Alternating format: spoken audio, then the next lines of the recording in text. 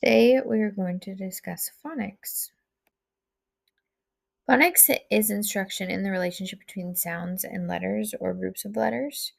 Phonics is one of the big five that the National Reading Panel recommend to be taught as a base of literacy instruction starting in kindergarten. The other aspects of that are phonemic awareness, fluency, vocabulary, and comprehension. Knowledge in the area of phonics helps students acquire alphabetic knowledge and then also use that knowledge to read and write as they move through school. When teaching phonics, you want to use systematic and explicit instruction. The benefits of doing this include improving reading and spelling skills in kindergarten and first grade, improving comprehension. It benefits all students, no matter where they fall economically. It helps prevent reading difficulties for at risk students, and it's beneficial for students who are struggling while learning to read. There are 5 aspects to good phonics instruction. The first being alphabetic principle, which is developing an understanding between the relationship with letters and sounds. The second is phonemic awareness. Good phonemic awareness skills improve phonics skills and vice versa. Good phonics instruction also needs practice opportunities. So students should be practicing words in reading in isolation, in decodable text, and writing words from dictation. The fourth is automatic word recognition. Students need to be able to quickly and automatically decode words in order to be successful readers and comprehend what they are reading. And the last is phonics needs to be part of a comprehensive reading program. So, phonics should not be the dominant factor in a reading instruction. Other aspects should also be taught, including vocabulary and comprehension. There are 4 approaches to phonics instruction. The first is synthetic phonics, which is when you transform letters and letter combinations into sounds and then blend the sounds to form words. Students should be provided decodable books in which they can use the sound symbol relationships they have learned or are learning in order to read. The second is analogy phonics, which uses phonograms in familiar words to identify a new unfamiliar word. They first will recognize a rhyme in unfamiliar words is the same as a familiar word they know. Then they pronounce the new word by blending the known rhyme with the new onset. The third approach to phonics is analytic phonics, which uses particular sound spelling relationships within a familiar word to create unfamiliar words. So a teacher might use the word dog and use the middle ah sound to identify new words with the same middle sound, including pot, job, box. Students should be asked to read the whole word out loud without blending the individual sounds. And then the last approach to phonics is embedded phonics, which is the introduction of word solving skills, which include using context, pictures, familiar word parts, or the first or last letter of the word, embedded into authentic reading and writing experiences. Is introduced informally when teachers sense that a student needs to know that specific phonics skill. Now I would like you to work with your table members to look at each one of these activities and figure out what kind of phonics it is teaching. So in the first activity, students analyze the vowel sound pattern and create new words with the vowel sound they were using. In the second activity, students and teacher are reading together and the teacher is using phonics as they read.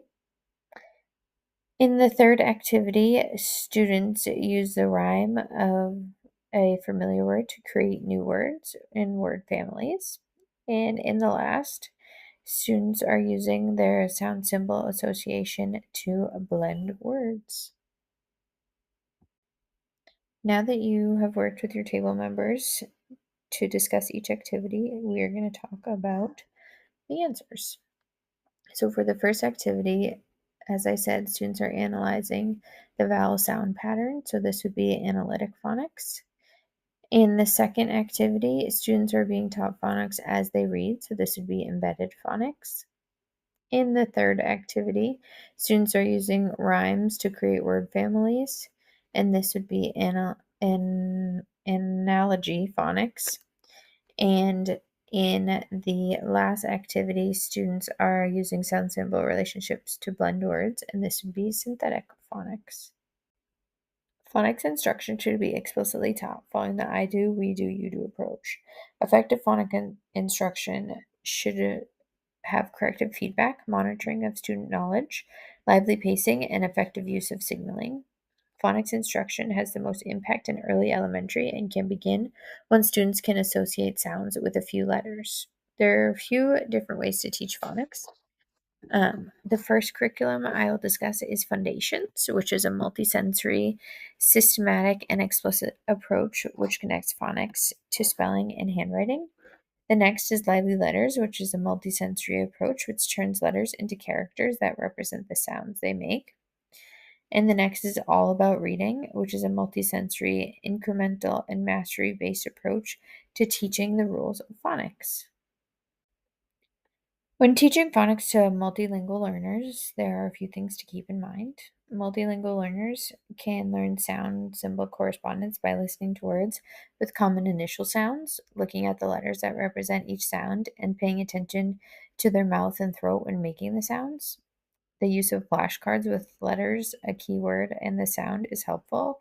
These are just a few examples. One just has the letter, a picture, and the word, and the other actually has a picture of what your mouth looks like when you're making the sound. Some accommodations that could help multilingual learners are the use of mirrors when making sounds so that they can see their mouth, the use of visuals, including words and pictures, a multisensory approach, and making connections to their home language. Phonics assessment should focus on the alphabetic principle. They should begin with the sound spelling correspondence and move towards decoding gradually. Using nonsense words during assessments is the best way to assess a student's phonics knowledge due to the fact that the words cannot be memorized. After decoding should come automatic word recognition skills. A lack of automaticity in decoding can lead to a difficult reading journey. There are many different assessments you can use to assess phonics skills. The first one I'm going to discuss is the Core Literacy Library, the Phonics Survey specifically, and this is a screener for phonics skills. The next is FastBridge Auto Reading, which discusses word identification, word decoding, and encoding. This is a screener and a progress monitor. And then we have the TPRI Early Reading Assessments, which discusses graphophonemic knowledge and word reading. This is a screening tool, a progress monitoring tool, and a diagnostic assessment. For our next steps, before our next meeting, I would like you to collect data on your students' phonics knowledge. At our next meeting, we're going to collect the data and analyze it to see what phonics areas our students need more intervention in.